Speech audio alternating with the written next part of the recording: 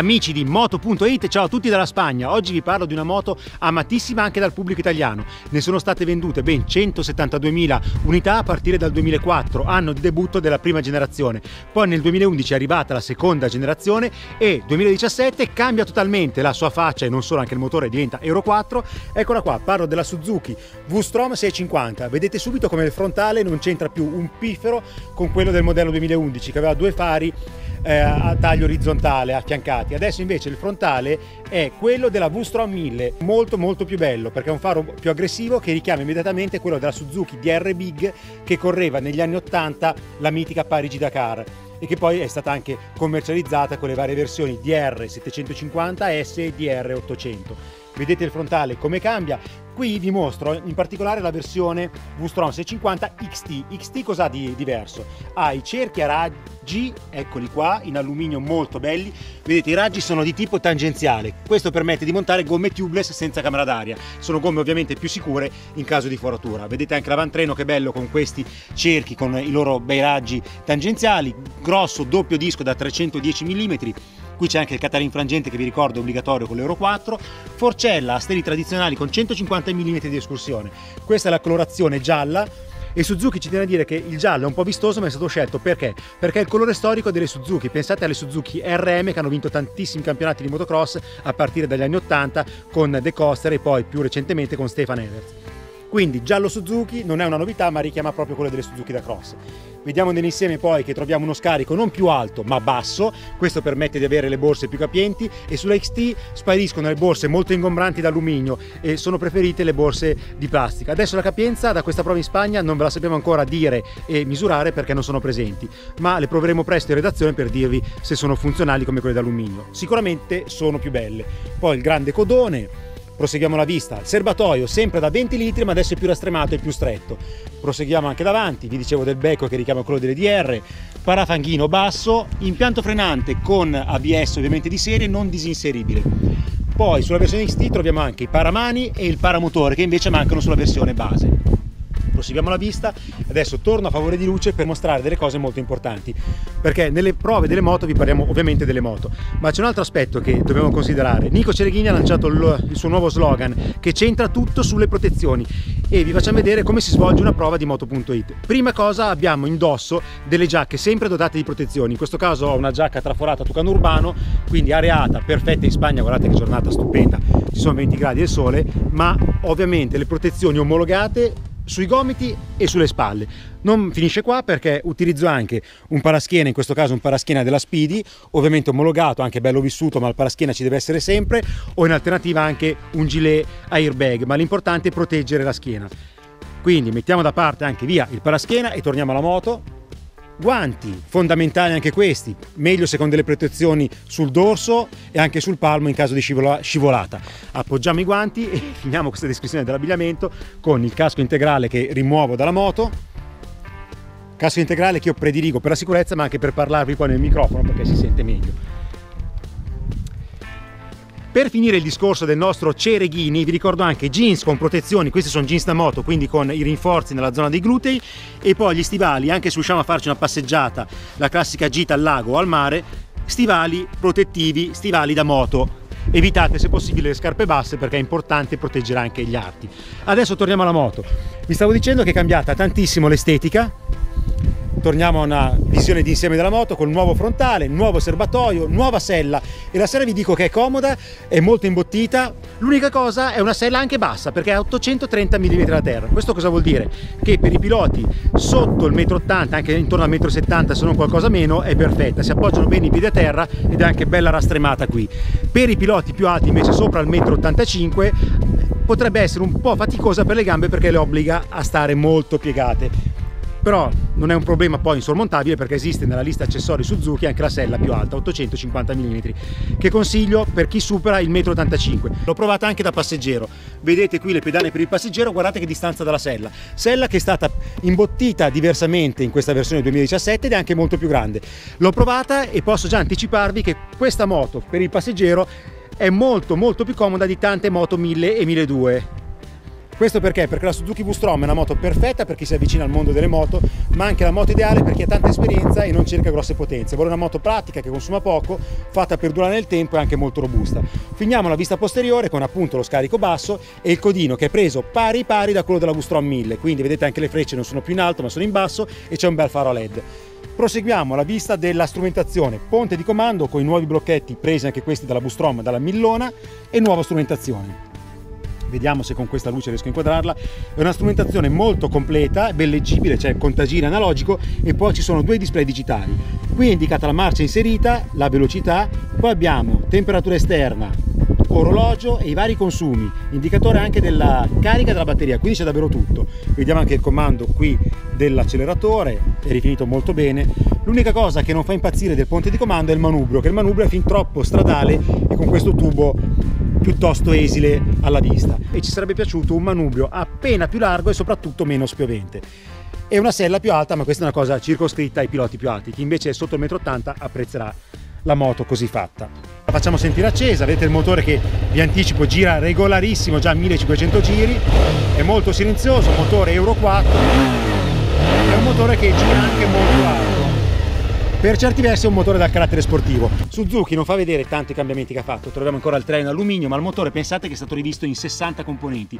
Abbiamo alberi a camme nuovi, sono nuovi anche i pistoni, il sistema di raffreddamento del motore, nuove le candele, quindi un motore rivisto in profondità e infatti nonostante l'Euro 4 guadagna 2 cavalli, arriva a 71 cavalli e 8000 giri, con una coppia molto importante e migliorata per essere un 650 rispetto al passato. Cambio sempre a 6 marce con la frizione a cavo. Suzuki dichiara un consumo medio di ben 25 km con un litro, che portano l'autonomia dei 20 litri, eccolo qua del serbatoio, a 497 km.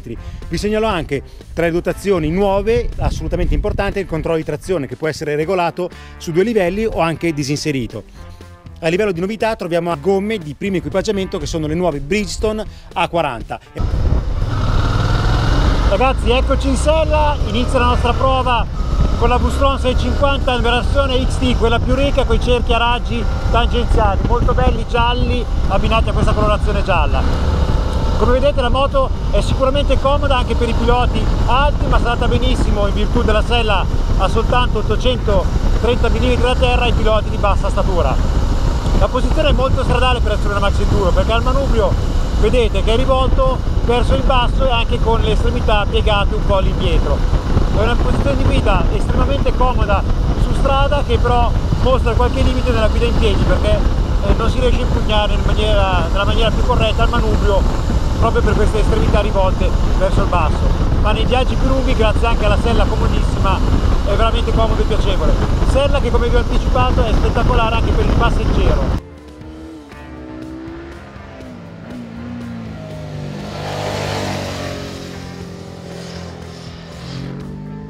Non ci sono vibrazioni che disturbano la guida e durante questa giornata di test con circa 22 gradi non abbiamo mai avvertito caldo neanche nella zona del telaio, che come sapete spesso il treno alluminio riceve il caldo dal motore e poi lo trasferisce anche alle gambe del pilota. In questo caso il caldo è veramente inavvertibile. Tra l'altro è migliorato il sistema di raffreddamento della moto rispetto al passato e, cosa che non vedete nella presentazione, anche l'intervento dei freni è stato in parte rivisto rispetto a prima. Le gomme Bridgestone A40, lo vediamo subito, sono già calde, hanno una tenuta veramente pazzesca. Stamattina abbiamo incontrato anche un asfalto a tratti bagnato, umido, e il rendimento di queste gomme è davvero eccezionale. Vi ricordo che il diametro è 19 davanti e 17 dietro, con misure rispettivamente 110 all'avantreno e 150 al retrotreno, quindi misure anche decisamente abbondanti se pensiamo ai circa 70 cavalli di questa moto.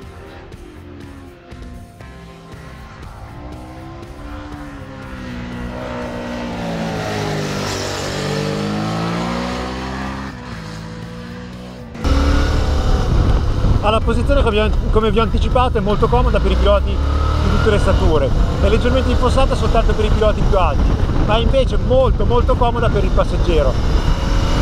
Prima della prova mi avete chiesto informazioni circa il funzionamento del cambio. Il cambio è veramente perfetto e molto piacevole, anche la spazzatura, considerando che il motore ha un'erogazione che va dai 2000 giri ai 10.500 giri, è perfetta.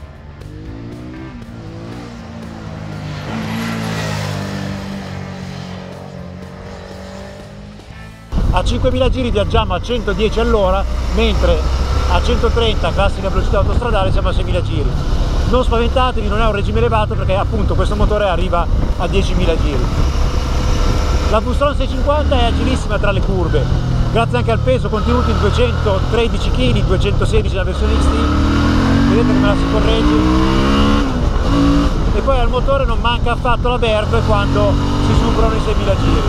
Il 6.000 è un motore molto fluido, regolare, davvero bello per la guida turistica.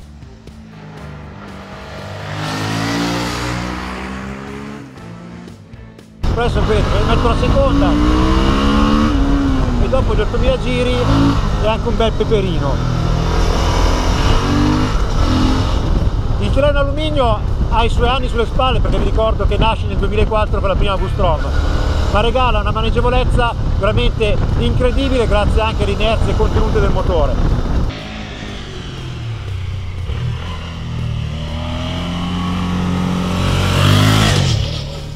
Tra le curve questa moto è un gioiellino. La stabilità l'ho provata anche per brevi tratti ad alta velocità, senza le borse è ineccepibile. La protezione del cupolino è valida fino a 140 km/h per i piloti più alti, ma vi ricordo che questo cupolino è stato rivisto rispetto al passato ed è regolabile con gli attrezzi in una mano. Ci sono 3 livelli di posizionamento. Non è regolabile in profondità come quello della 1000, però adesso nella posizione bassa fino a 140, io che sono piuttosto alto viaggio bene. Per i piloti più alti si può alzare di 3 tacche. I comandi sono molto morbidi, sia l'acceleratore, che tra l'altro vi dico subito non lamenta nessun on-off, che la frizione a cavo. Cambio morbidissimo, quindi un motore che si rivela piacevole nella guida disimpegnata turistica. Guarda, adesso anche in discesa provo a fare una frenata un po' energica. La forcella ha perso la regolazione del precarico, ma si conferma molto ben tarata dalla casa.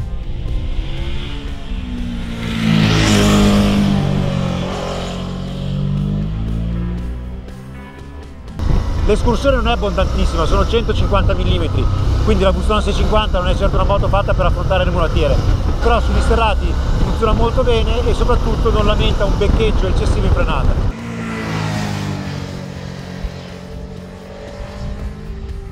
Quindi anche frenando forte ha un comportamento da moto stradale, non avverto assolutamente la necessità di intervenire sulla forcella.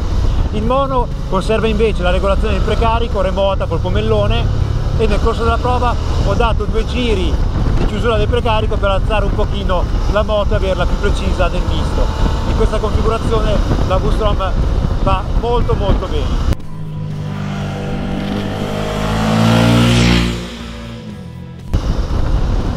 Adesso passo a farvi vedere la trattabilità del motore ai regimi più bassi. Esco da questa curva a 40 all'ora e metto a posto la quinta, è una cosa dissennata, dovrei mettere la terza, però guardate, sono adesso a 2500 giri, ma piazzo addirittura la sesta, torturo la moto, guardate, 2100 giri e non ho uno strappo, un sussulto della catena, nulla. Riprende anche in maniera dolcissima.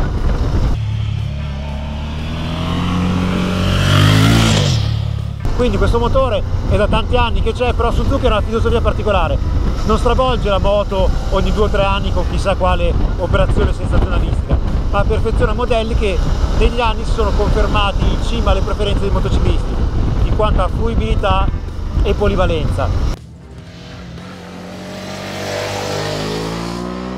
La strumentazione tra l'altro è molto ben leggibile.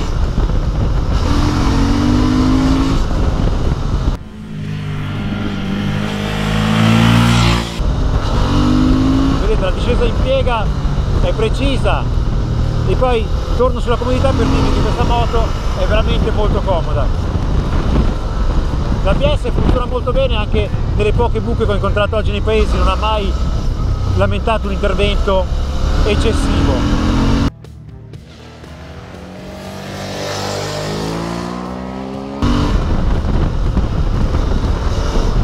I consumi si sono mostrati bassi, considerando che l'abbiamo spesso strapazzata, con una media pari a 6 litri per 100 km, ma i 5 litri, quindi pari a 20 km con 1 litro, sono veramente alla portata di questa moto con una guida appena più attenta.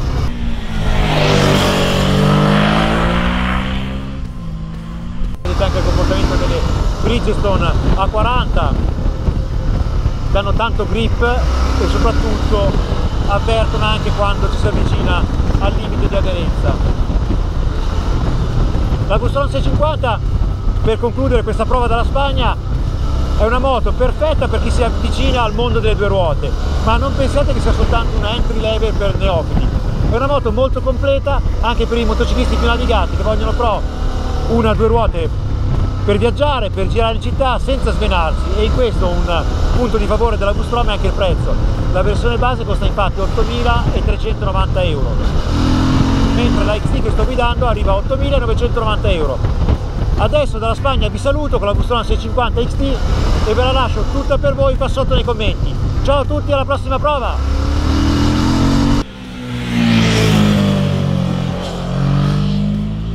Guardate che strada da urlo qui nella Spagna, curve disegnate col compasso, asfalto perfetto, una meraviglia da fare in moto. E infatti oggi ci siamo divertiti un sacco, però la prudenza è tutto, quindi ricordatevi, non superate mai la linea bianca in curva.